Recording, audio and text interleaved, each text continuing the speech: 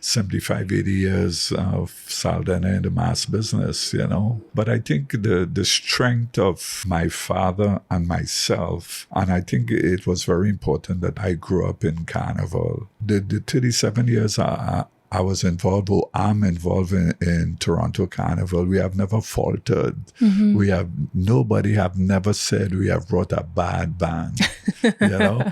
And I have to thank all the people who had supported me over the years, all the masqueraders, because without the masqueraders, there wouldn't be no Saldenah, because I would not have the opportunity to display our mask. But like, I have to go back to my successes, the people I surround myself with, and the inspiration they give me to bring good mass, you know, because as you look at our record, 21 band of the years, 13 seconds. And like I said, some of the better bands I've brought came into that 13 seconds.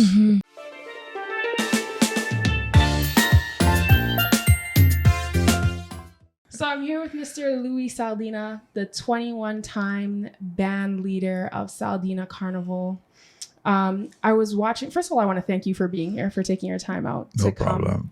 I know you're telling me that you often don't do interviews at this time of year, so I want to thank you for coming out. No problem. One of the things that I saw you say in one of your interviews was that, you know, you grew up in this mass space from a child, you know, under your father. Can you tell me a little bit about that? My dad brought mass in Trinidad for, I think, 30 years. He was the first band leader who broke the band down into sections in 1953. That is so prevalent in West Indian style carnival all over the world. Before he came on the scene, carnival was all mixed up. It wasn't organized. And when he came on, he broke the band down into sections, and everybody followed after. And the thing about him was that I was very fortunate to grow up in the era when mass was mass in Trinidad, you know, because things have changed radically over the years. And as a kid growing up, my brother and I grew up in mass, but the weird thing about it is, if my dad had run a survey in the mass camp, 99.9% of the people would have said it would be my brother who would be involved in the mass and not me. And, you know, even a few years ago, a guy came to my mass camp and was in my father time, and he said, Louis, I was really shocked to hear you involved in mass, because I was the more laid-back one, but I was observing. You know, I wasn't the talkative one and the aggressive one to talk to everybody. I was more the quiet one. But in that era of mass, I learned a lot from him, you know. And when I came to Toronto, mass was already going on. The Caribana was already going on, and it took me 7 years to take part. Actually, I never wanted to take part in the parade, but my dad came up here and he wanted to do something very simple. And I told him, no, it just don't make sense, because these guys who are bringing bands here, if they had beaten him, they would have said they beat the great Harold Saldenah. So that's where I got involved, and we brought the band together. The one band we brought together was Shangri-La in 1977. And actually, we came first, and we won King and Queen that year with just 95 people. And I took over bringing the band after. And it's a weird situation, because in 1980, I won Band of the Year with Islands in the Sun, and we were losing money. I had a full-time job. I was going to school part-time, and I didn't want to participate no more, because that was my mindset, really. And some of the guys forced me to come back and said, Louis, no, try it. And I did not play mass in 81. 82, I came back out, figure, hey, this thing is going to work out. I won Band of the Year again with Night Out, and I lost money. So I said, I'm not going to participate anymore. But it so happened that my dad went back home, and it's really a weird situation. You went back home. I did not play mass in 82 and 83 because it wasn't worth it for me. Yeah. But my dad took in sick with cancer. Okay. And my brother called me and said, he's going to pass away within a week. And I rushed down there. And in his dying bed, he said, don't let him run you. Mm-hmm. And that's how I came back. And history, we won 21 Band of the Years, became second 13 times, and third 3 times.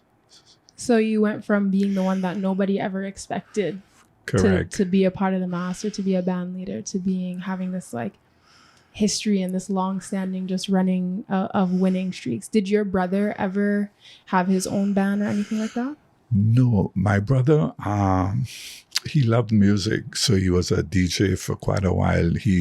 When I left Trinidad 2 years out, I left Trinidad in 1970, March 1970, and he went to New York 2 years after, and he stayed here for 10 years, and he went back home to Trinidad, and he got involved in music. He used to be a DJ, and he did pretty good. Okay. And in the later years, he was on one of the radio stations. So at what point or what happened that made you decide that you were going to pursue mass?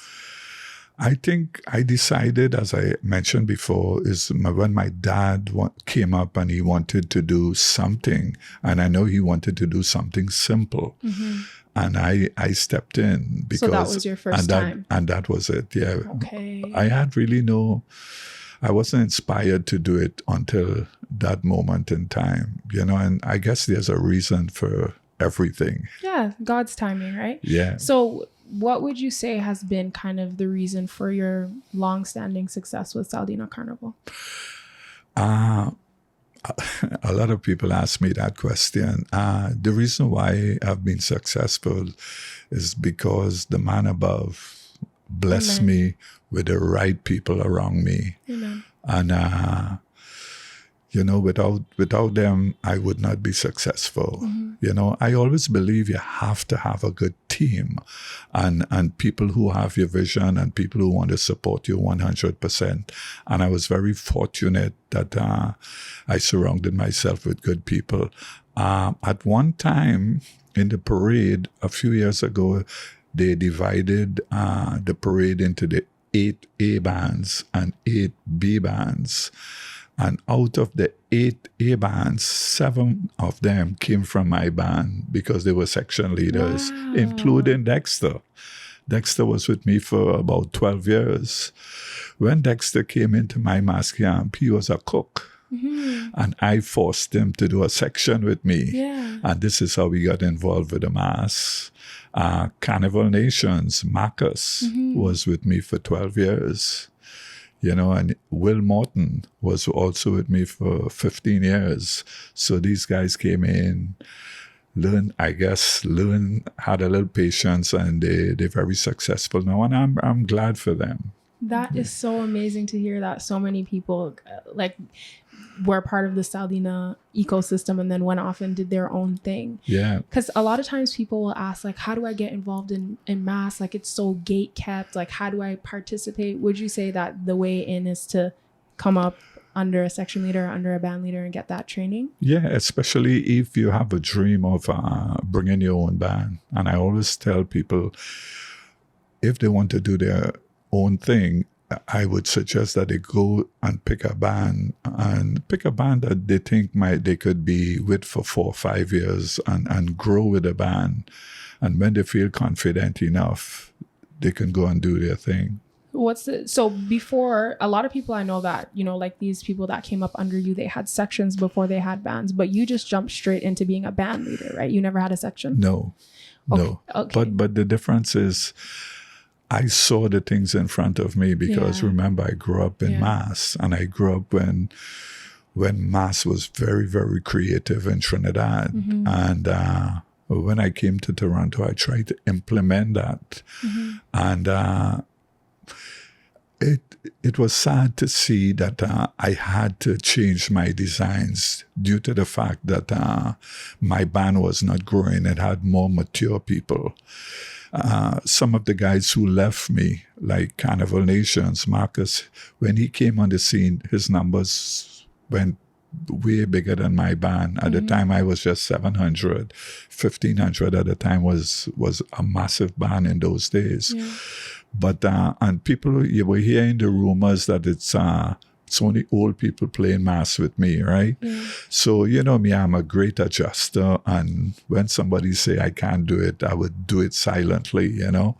And I changed the whole concept of my costume. Okay. And it was really sad when you move from costume to two-piece, because that's what the young people wanted, especially the young girls and them. Yeah. And once I did that, the band just took off, you know. Okay. And today, my band, you know, we had over 4,000 people, and 80% is female, and it's between the ages of 20 and 35. Wow. That plays with us. So you completely adjusted that old people band sentiment. Well, the mature people band.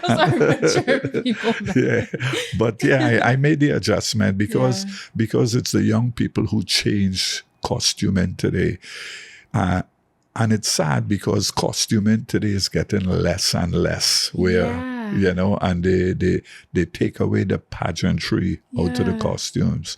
In the 90s, if you go to Saldenah Carnival on YouTube and you look at some of my bands. The butterfly. Yeah, we had a lot of standards up in the air, you know. And all that changed because the young people today just don't want to hold anything. Okay. So I made the adjustment. I still try to give them a little more pageantry with the back piece and, you know. If you could go back and watch one of my videos just about, I would say, 5 years ago, you'll see what I'm talking about, you know. And I thought that was one of the best bands I've brought. When I played with Tribal for the first time, when we were about to cross the stage, they gave us standards that aligned with our costume color. And in that moment, I felt like, wow, this is actually, like, this feels like I'm playing mass, you know, to have that standard and to wave it. And I must say, Dexter is my good friend, and he learned that from me. Yeah. With all this. If you looked at my band in the 90s, it's standards right through. Yes. But it was sad that I had to make that adjustment and flip to the two-piece and then remove the standards. Yeah. Do you think they could ever make a comeback? Do you think they would ever? I think it's difficult now because the women and them do not want to hold something from the start. Whereas when we started, especially in the 90s, we used to lay all the standards in the grass when the parade started at 11. And I have all my section leaders who are responsible for the section give out the standards. So they're holding the standards right through the parade. But it's not going to happen today. No. It's really a party. You know, the ladies want to drink and have a good time. Yeah. So you have to adjust supply and demand. In the beginning, you were saying when mass was mass. So I guess maybe you've already touched on them. But what are some more of the biggest difference between mass back then when you were growing up and when you first started the band compared to now? Well, in my father days, he brought a lot of historical mass, and it's like Julius Caesar, Conquest of God, Imperial Rome, and he brought El Dorado, the City of Gold, Mexico, 1519 to 1521, and mass in those days related. It had a story behind it, and somebody sent me a videotape, and I put it on my Facebook page, and of my father band in 1964, Mexico 1519 to 1521. And I shared it in the Trinidad page. And people were mesmerized, you know. They said that was when mass was mass, you know. I'm trying to find it back on my Facebook page where I can share it so people can see it again. And I think we got over 5,000 views, you know. I would love to see that. I'll go and look it up later on today. Yeah, it was on my Facebook page and also on Saldenah Carnival page. Okay. Because even when I was watching some of the videos today from, I believe it was like 1998 or sometime in the 90s, you guys have on your YouTube channel, I was watching it and I was like, I don't know what it is about watching this that just makes me feel a little bit emotional. It's like I just feel that mass so much more than today's mass. And I'm not saying that today's mass is not fun or not a good time. I'll still participate. But like that type of mass and seeing the costumes and seeing the women and just, I don't know, there's just something about that feels so special. And I'm sure that's how people felt when they saw you share your father's band at that time. Yeah, I could see the big difference. Yeah, and you can see like how things change over time. The costume designs are changing. Like I don't know if you can speak to it, but I noticed that like the costume designs have changed a lot over time from like the 2-piece and stuff, and they're becoming like more and more revealing. Yeah. What are your thoughts on that? Well, like I said, it's unfortunate that costume has changed. And a lot of people approach me and I try to defend what the women are doing today. Yeah. Because a lot of people approach me and said, Louis, why you don't go back and put costume into the mass? And especially the older guys who is over 50, complain you're only designing stuff for young people and they're dressing naked. But I defend it and I tell them it's the change of the times, and I'm a great adjuster. I said to them, in the days when we used to listen to Motown, everybody used to hug up and dance and it's all about love. Now we got to listen to hip hop, right? We don't really love it, but we have no choice to listen to it because that is what's in the airway and that is what the young people like. So it's really a change of the times. And I try to comfort them by telling them we have to accept change. Part of the reason why I started this podcast is because I feel like I mentioned to you earlier, is I feel like we don't really have a space to have these conversations about our culture and about mass. But another thing I notice from myself and talking to my peers is that a lot of us didn't or don't know about like the origins of mass or why we have mass or the significance of like, hey, these things are handmade and stuff like that. What's kind of what you're seeing with the people who play in your band, or kind of the sentiment that you've noticed with younger people? Well, over the years, like I said, we started with 95 people and we ended up with, we came out of COVID and we had 5,200 people that played with us. Last year, we had approximately 4,500. I don't know. I think the young people today really intrigue about our culture from the Caribbean Carnival, but they don't really know where it came from.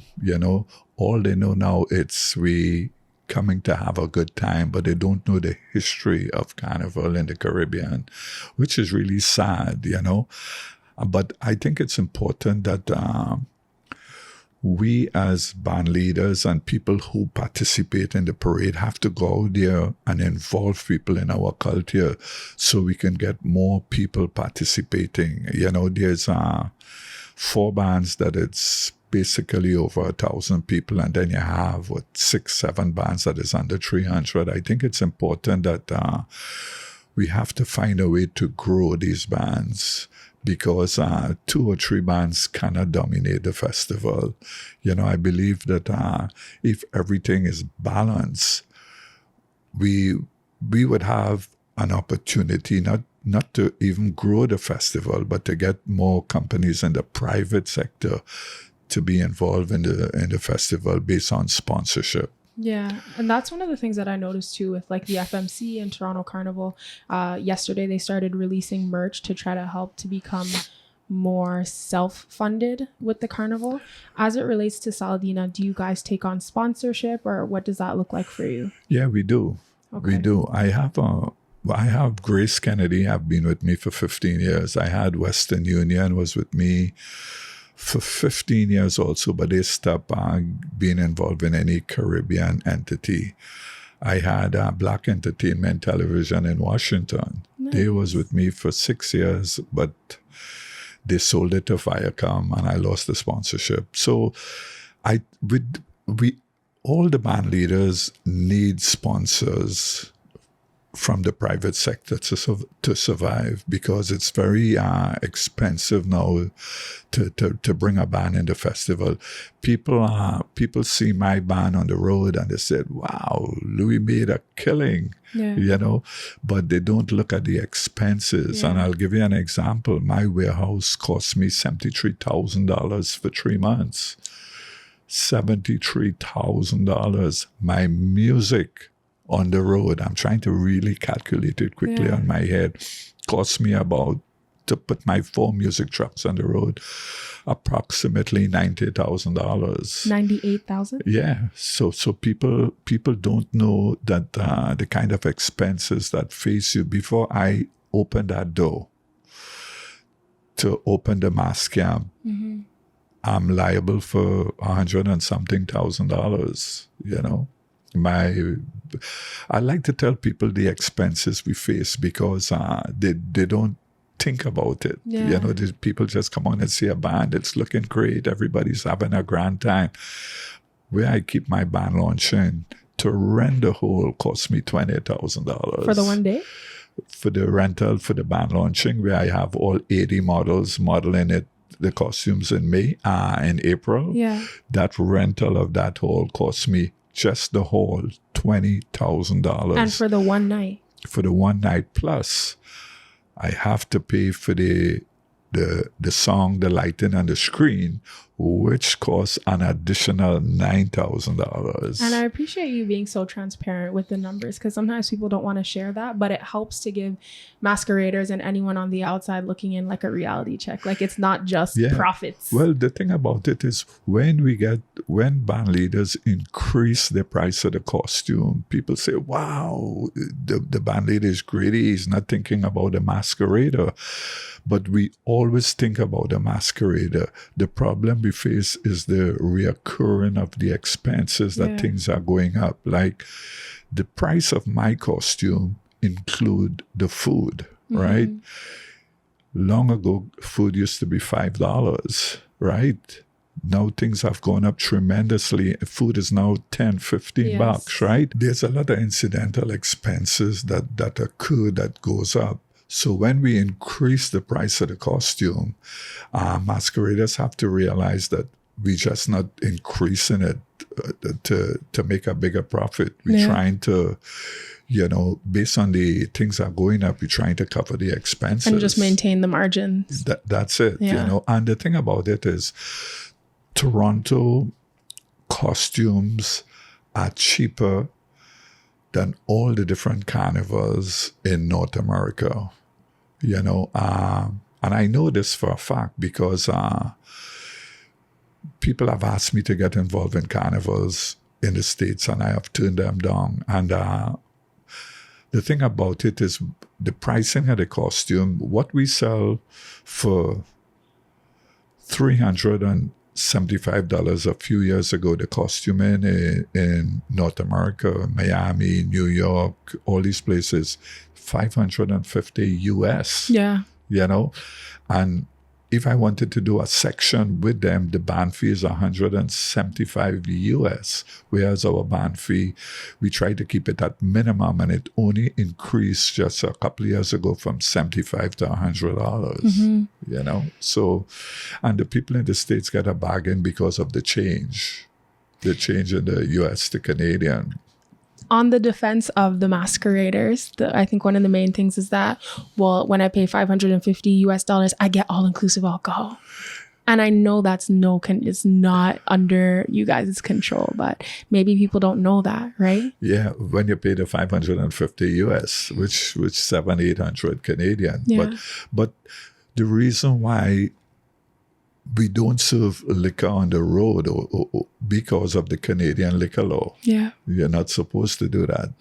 I went down a few years ago, my friends and I, I'm talking about 10, 15 years ago, we had our booze in the car going down there 6 o'clock in the morning. And when we got to the gate, the security searched a car with the police and they found the booze. And they wanted to take it away from us, the security, and we told them no. We emptied it right here because when they take it away, they're going to give it to their family, right? So because of the Canadian law, we cannot basically serve liquor on the road, but as an individual, you can. I have to be careful when I say it. People are going to do what they're going to do anyways. They're going to walk with the liquor, but the police are they show a blind eye to it. Yeah, because we know. just have to be very discreet. We can't just open a bottle of rum and show it to them, you know? One of the things that I heard you saying in an interview is you were saying, you know, it was nice that we brought our culture over, but we didn't really get involved with the politicians and stuff here to get that clout, to get whatever it is that we needed. Do you think that if the carnival had been more involved in like the political side, we would have been able to like maybe lobby or something to allow alcohol to be consumed? Yeah, I think so, because like I said, I have to be careful in my wording, you know. But I think we as Caribbean people, especially the people who runs the festival, should be more politically involved. I myself learned that lesson, and I have gone out there and helped politicians when they were running for election. So I was able to, if I run into any issue, I know I could walk into City Hall and they would open the door for me. I went and helped a guy by the name of Joe Mahavik. And when I had a problem a few years ago, when the band leaders wanted to kick me out of the parade and ban me for 5 years because I played a tribute to Marshall Montano, and Marshall went at the docks in a massive party and said he's bringing a section with me. The rules state that you can't have no outside people bringing sections. Okay. But I want to generalize that and tell you that bands prior to my incident with Marshalls, they were having foreign section leaders and nobody said anything. But once I did it, that red flag went up. Okay. The red flag always go up with me. Yeah, I don't know why, because I go out there and still help everyone, you know. But I think one of the persons I help a lot is Mr. Michael Thompson. Every time I have my band launching, he comes in and say a few words. I think he was at the media launch, if I'm thinking of the correct person. He's the representative from City Hall to the FMC. Okay. And he goes into City Hall and lobby for them for an increase in funding. Right? So but like I always said, we don't have that political clout, because this festival generates over $450 million into the economy. Yeah, I think it's near 500 or something like that now. That's what they're saying. And the sad thing about it is that we as Caribbean people are not sharing in it. And we have to step back and ask the question, why, you know? And the only thing I can say is we have to have proper representations, people who can lobby for us, because at the end of the day, we're not begging. We bring in something to the table.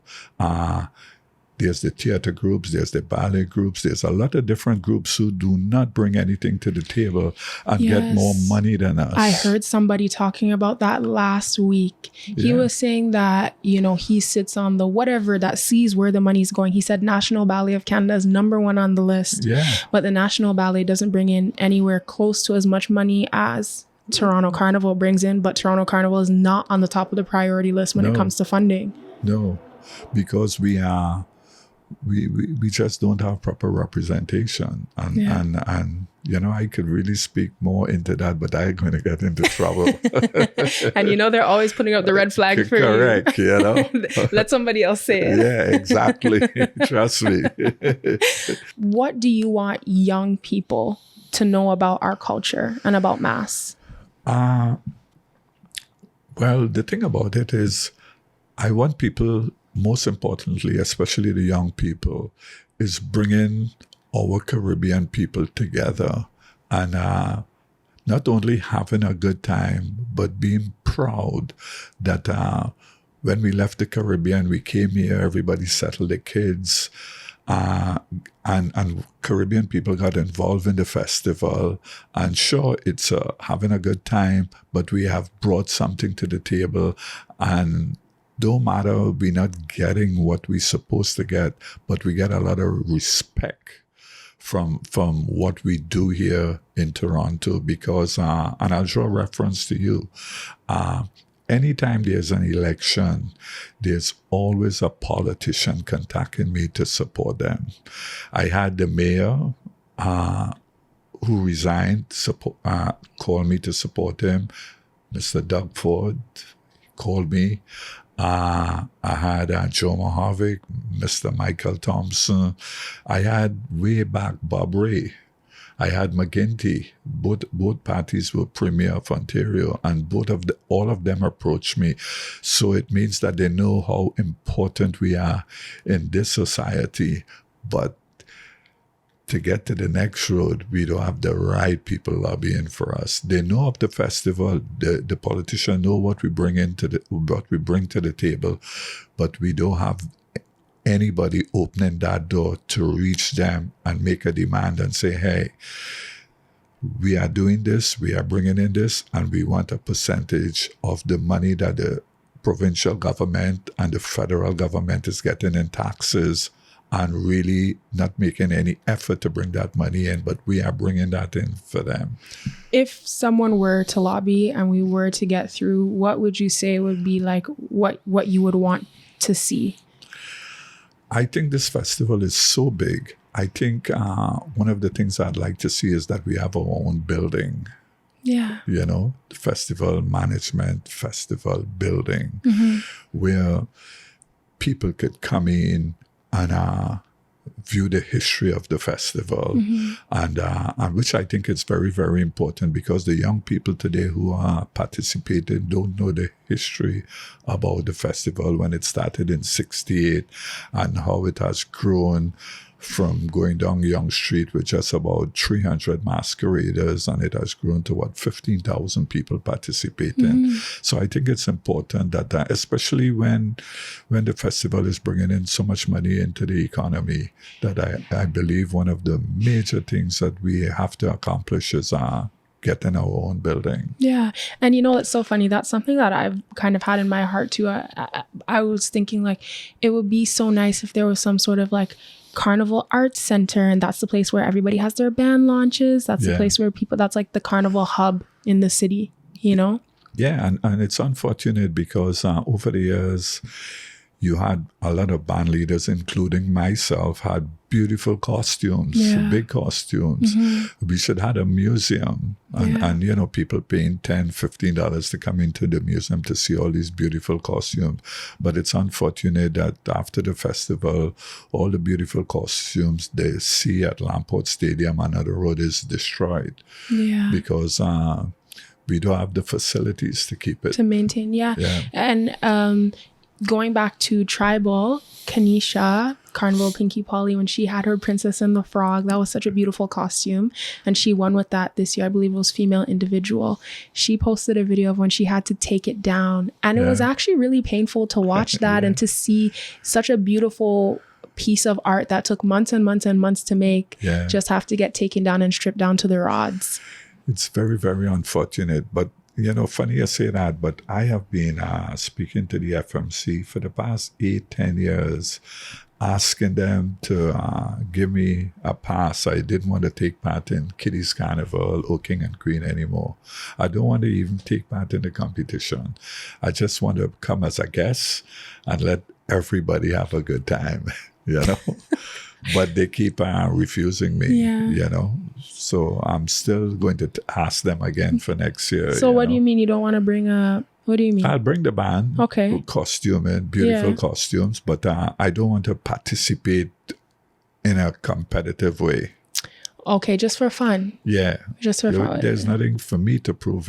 I won the Band of the Year 21 times.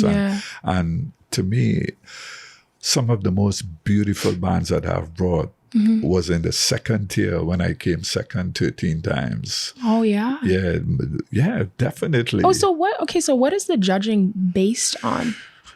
Well, that's a good question because many times I challenge the judges. Yeah. You know, they have the criteria for visual impact, the spirit of carnival, visual impact, the spirit of carnival. There's two or three more key categories. I can't remember now, but you know, it's difficult for the judges to really judge a winning band of the year because basically, to be honest with you, everybody's looking the same because mass isn't mass what it used to be. If mass could be mass how it used to be, what would you want it to look like today? A lot of costuming. I would have taken away the bikini, the two-piece, and bring more costume. Yeah, you know, and standards up in the air portraying the theme that you're playing.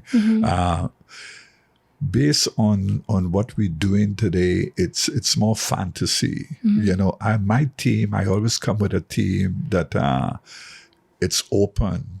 I give the opportunity that with my section leaders, we can do anything and get away with it. Yeah. You know, I don't want to, I cannot play like over the past 2 years, they have bands playing different countries, right? But to me, I find that would be difficult. Yeah, of course. You know, because if you're portraying the country, you have to portray the culture, the costume, right? And I find that very difficult. So my theme, it's always open. Like when I play, my theme this year is Fly High, right? And a lot of people ask me, well, what's Fly High all about? Well, Fly High is dealing with butterflies, birds, aliens, angels, sunset, sunrise, dawn. You know, it's open. I love that. Yeah, so that's what we're doing this year. And the team, I always try to pick a team, as I said, that is open. So your father was the one who introduced you to mass, right? And then you introduced your sons to mass. So there's kind of like this legacy of passing on that tradition. So what did that look like? Well, again, it was it's a cycle. My kids grew up in the mass camp like how I grew up in my father's mass camp. And like I have 3 boys and 1 girl. And all 4 of them are involved in the band. All 4 of them bring sections in the band. Okay. Now they were kids running around in the mass camp, 2, 3, 4 years old. And that's like your son's son. Because when I came there, your son was having a birthday party for his son, who's running around in the mass camp now. Correct. Yeah. So it's, you know, I think once there's a carnival in Toronto, the Saldenah name would live on in mass. And if you notice, the only band in the parade have their name. It's us. Yeah. Everybody have a different name, Tribal, Mass Toronto, and all these. But it's my name, Saldenah. You know, and it's the only band who's carrying their name. Their name, yeah. You know, but my kids are totally involved in the band. So if anything happens to me, they'll definitely carry on. It's so cool to see that you grew up in that way, and then your sons grow up in that way, and then their kids, or your son and daughter grows up in that way, and then their kids come up under. So it's just like this, like passing on the torch kind of thing, right? Yeah, it's 75, 80 years of Saldenah in the mass business, you know? Yeah. But I think the strength of my father and myself, and I think it was very important that I grew up in Carnival, is that we have the 37 years I was involved, or I'm involved in Toronto Carnival. We have never faltered. Nobody have never said we have brought a bad band. You know, it's amazing that and I have to thank all the people who had supported me over the years, all the masqueraders, because without the masqueraders, there wouldn't be no Saldenah, because I would not have the opportunity to display our mass. But I think like I have to go back to my successes, the people I surround myself with, and the inspiration they give me to bring good mass. You know, because as you look at our record, 21 band of the years, 13 seconds, and like I said, some of the better bands I've brought came into that 13 seconds. And one of the best bands I brought was in that 13 seconds, you know. Go back to the video, and I want you to look at also Rhythm in the Sky. Okay. Right? Put in Rhythm in the Sky at YouTube, and you would see what I'm talking about with all the standards. That's the one that you think was the best band you brought? One of the best. One of them? Okay. But the best band I thought that I've brought over the years was a band called High Mass. High Mass. We had 400 people, and it was on University Avenue. And when we were about to move, we had a rainstorm that lasted 10 minutes and destroyed all the costumes. Oh, no. You know, there's a video on YouTube on it, but it does show the pageantry of the band because all the back pieces and things were destroyed. And I knew when the band was moving for the first 10 minutes, I knew that this was a great band. And still today, I would say that's one of the best bands we brought. Don't mind people who weren't able to see the band itself, you know. It's nice to hear from somebody who's been in mass and a part of the culture for so long to kind of connect with, you know, a young person like myself and you know, the young people that are going to be watching this to learn more about, you know, what you do and your impact here in Toronto. Because for most people who play mass in Toronto or who, you know, ever decide to play mass in Toronto, they've heard of Saldenah, right? So it's nice to be able to sit here and to talk with you about mass and about, you know, your impact and the legacy that, you know, was passed on to you and that you're passing on and is continuing to be passed on, right?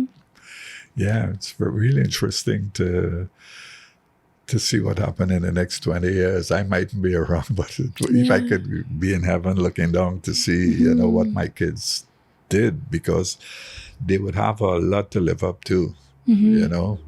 I knew I had a lot to live up to when I got involved in mass. That's why I had stopped my dad from doing the sailor mass he wanted to do here in Toronto, right? Because I knew we would have to live up to something, and that's where I got involved.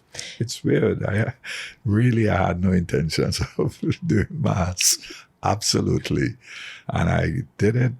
You know, during that period, I boycotted the festival. You know, I told you 83 and 85 didn't play. I won band of the year in 80 and 81 I didn't play. I just couldn't do it anymore, you know. Too much politics? Too much politics, correct. And, you know, part of our community, which is sad, when you're doing well, people are always trying to pull you down, you know, and throw arrows. And I was young at the time, and I couldn't deal with that.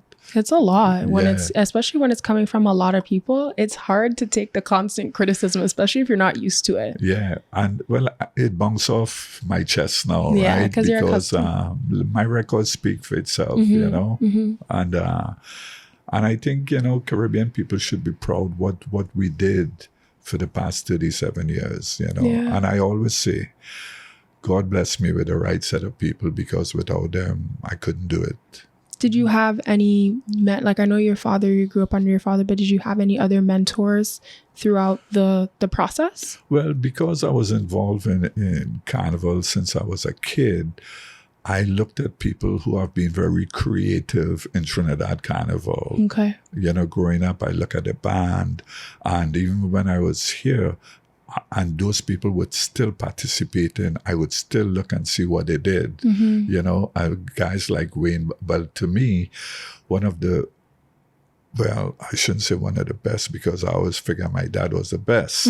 But I got inspiration also from Wayne Berkeley. Okay. You know, I think he won 8 Band of the Years in Trinidad. Inspirations from Peter Minshall, you know, Raul Garib, all these guys who played mass, and I observed what they did, and I learned from it, you know, and I try to incorporate that in what I've done over the years. But unfortunately, we took a shift, and we're working on that right now. What are some of the biggest difference between running a section and running a band?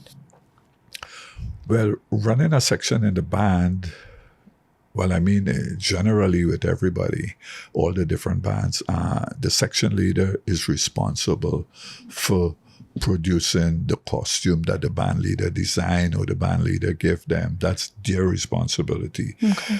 They would just pay the band fee to cover the expenses. But of course, the band leader would look at the costume. If it's not done right, would either disqualify it or tell them they have to improve on it in the next 2 or 3 days before the band launching. But I thought in today, like section leaders design their own costumes.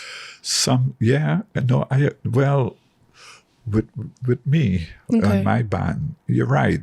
That's what's going on. But my band, once I come up with a theme, and remember, I always come with a theme. Okay. You know, I would give the section leaders about 50 to 65 names, so they would have an idea where I want to go with the theme. Mm-hmm. And this year, I also, before people get confused with my team, I lay out the 65 names and I give them a few designs where we want to take the costume. And now it's up to them to don't go with my design, but if you're not going with the design, then you have to better what I sent out. Okay.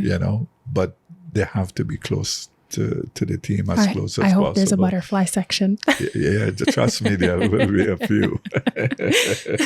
So one of the things that your son said to me, and I'm forgetting what his name was, but the one that had his son's birthday party at the mass camp, something that he said is he was like, anyone can glue feathers or glue gems onto a bra. That's not mass. Like, you have to come and be a part of this to learn what mass is. How would you describe what mass is? Well, there's a few sequence as you move over the years. When I started out the first 10 years, people were actually building the costume from scratch. They go into John Bead or they shop around Christmas time and get these Christmas beads and so on, right? The costume are built from scratch.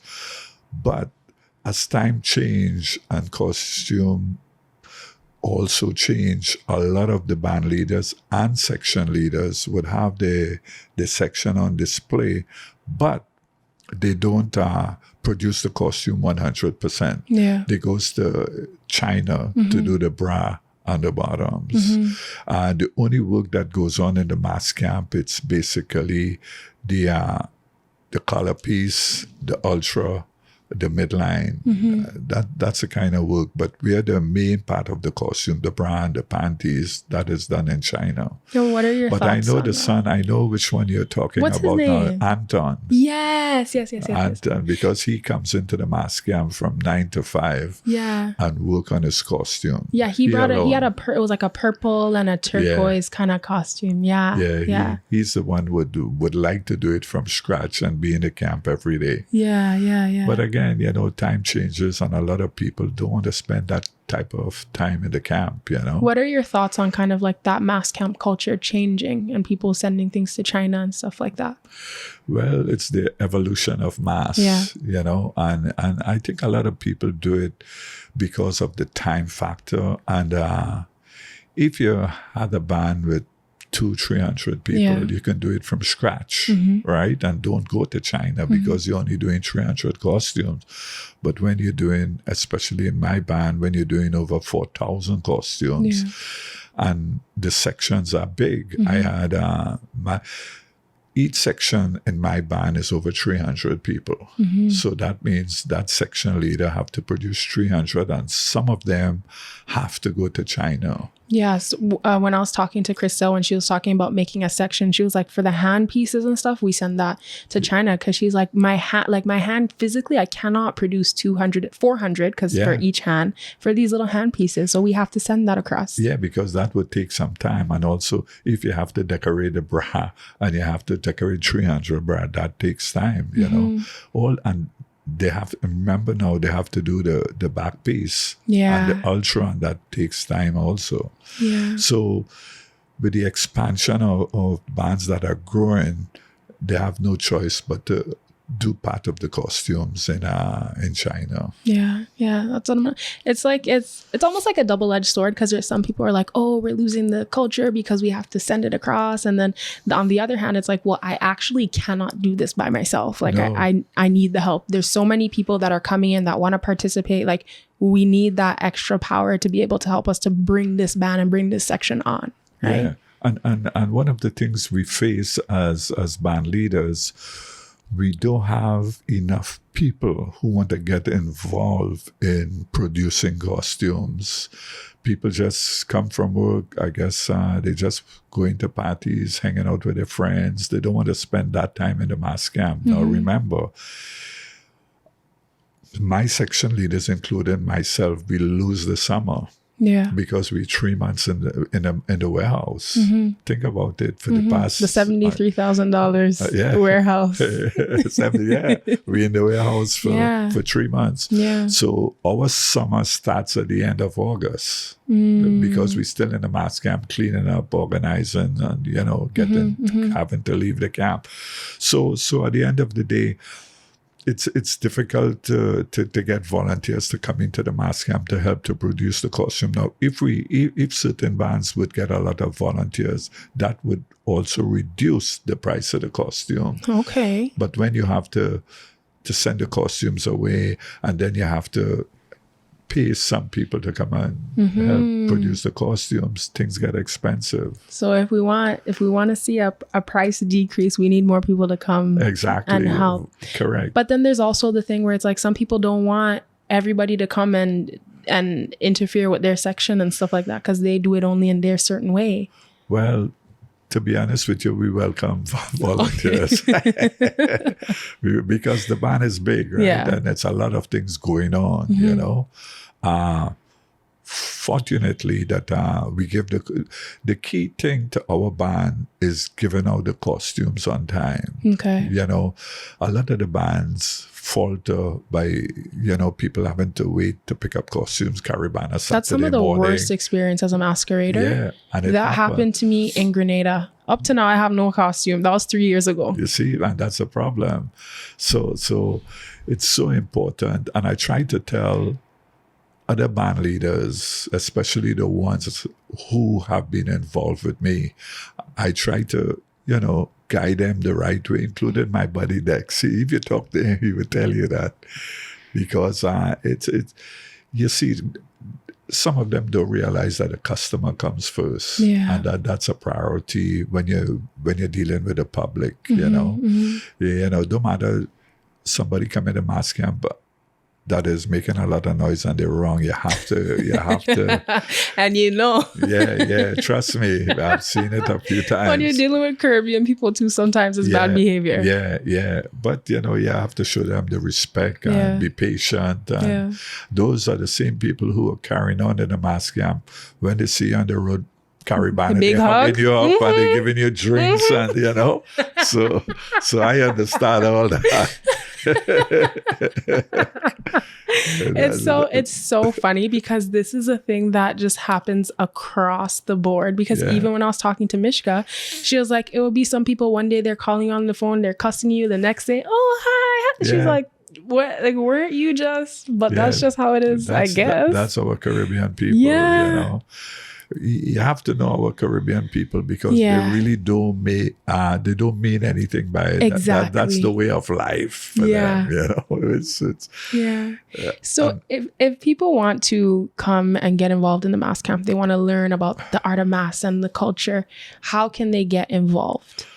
Well, they have lots of opportunities to contact me. They could either go on my Facebook page, which is, there's Louis Saldenah. Okay. There's Saldenah Carnival. Okay. There's my Instagram page. And they contact me via email. And it's easy, saldenah@hotmail.com. And that's your direct email?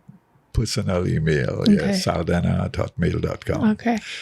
Or they can give me a call, 416-560-4419. Yeah, you guys are getting some good contact information here. We're always willing to help anyone. Yeah. And that's the key to our group, Even people want to, people come to us playing with other bands. Yeah. come in for advice or they can't get the material, we would, if we have it, we'll give it to them. Yeah. You know, and I have experienced that a couple of years ago. Now I'm getting excited. Now I want to participate and learn about mass, and because you have a track record of raising people up in the mass and letting them go off and do their own thing. Exactly. Yeah. That's the only way this parade could survive. Yeah, you know? exactly. Because it doesn't start. And this is the thing. I was talking about this last week with Jesse. It doesn't start and stop with the one person. He was talking about kind of the gatekeeping that happens in the culture, where sometimes we try to hide things from each other because it's like a mentality of if you get, then I don't have, you know? So it's nice to see that you help people. Oh, we're very open in our mass camp, and we don't hide anything from anyone. There's a guy in my mass camp called Noel Ordain. He have worked with different bands, and for some reason he can't work with them anymore. He started out with me and he left. He is in my mass camp working for other bands, doing the back pieces and so on with wire, and I don't stop him. Because a couple of my section leaders came to me over the years and said, Louis, how could you have this guy working in a mass camp? He's working for other bands and people coming in here picking up their back piece and so on. And I told them, basically, I said he was with me when I started, when we weren't doing well. You know, when we had 95 people, and it's time now for me to support him 100%. And it works out because while he in the camp, 2-3 weeks before the parade, somebody or some of the section leaders might need back pieces made instantly because they're taking on more members, and he's there to do it. To help, Yeah, you know, so it's working together with people, and I believe that we all have to work together and come together as one. That's that's the thing that I've been preaching to for like the last 2 weeks now. I started realizing it's like and I'm going to keep saying this on every episode, every single one of us has a piece of this puzzle, and we have to all come together to put every single piece together to push forward for the culture. Right?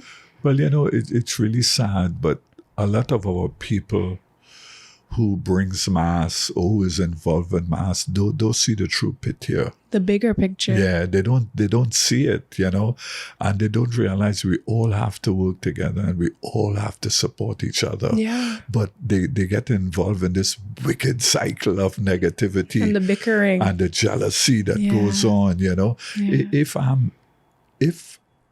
me personally, if I see somebody that is doing better than me in mass, which I've seen it over the years, right, who have grown past me, I'm talking to them to find out what the hell they're doing to be so successful. You know, I'm trying to pick their brain. I'm not going to go out there and badmouth them and pull them down. No, I want to know so I can do it too or better. You know, but part of our community is not like that, which is sad. But I guess it's our culture. I don't know. It's just a mentality that's kind of pervasive, and it's just always kind of been there, you know. I don't know. I don't really know where it comes from. Maybe there's some sort of roots, deep historic roots as to why that is the way that it is. But yeah, I look forward to, you know, it's the Fly High. Fly High. I look forward to that. I'm really excited to see, because again, when I was watching your section from, I think it was 1998, the one on YouTube, and I saw the butterfly wings, I sent it to David. He was on my first episode. Shout out to David. And I was like, look at how beautiful this is. He's like, yeah, did you see the butterfly section? I'm like, yeah, it's so gorgeous. I'm like, that backpack is huge, but it's beautiful. Yeah. Well, you know, if you go back and look at some of the bands we brought, I don't know how we did it, to be honest with you. The band that we brought, I thought was good too, was Heaven and Earth. Okay. You know, there's Rhythm in the Sky, there's Heartbeat, The Thrill of Life. You know, we brought some. I don't know how we did it, but we did it. But I'm glad that you guys have been documenting it. You know what I mean? Because then we have like this almost like a little archive of parts of history, and we can see how the mass changes over time, right? And then hopefully kind of gets back more to when mass was mass eventually. Correct. Hopefully, I would love to see that. That's why I want you to go back to the video, one band specifically, Rhythm in the Sky. Rhythm in the Sky. YouTube. And you would see the standards we became with, you know. It was fantastic, you know. it's hard to duplicate all that again, you know. Yeah. It's all history. You Exactly. know? It's all and history. that's why I'm so glad it's documented. And that's the thing, is like a lot of the things that we've done over the decades and the centuries has gone undocumented, and it just ends up lost and nobody knows. And that's why it's like, okay, sitting down and having this podcast conversation, now this is going to be a piece of history that somebody can maybe refer to 20, 30 years from now. Oh, when Mr. Louis Saldenah sat down with Kiana, and I remember he said this and he said that, and oh, we're getting back to real, you know, things like that. Like just to be able to document it is so valuable. And I never knew that until recently. Right? When we're trying to, because for me personally, when I was trying to look at the history of Grenada and Jab and stuff, it's like I didn't know where to look. I don't know where to go. There's no textbook that I know of, you know?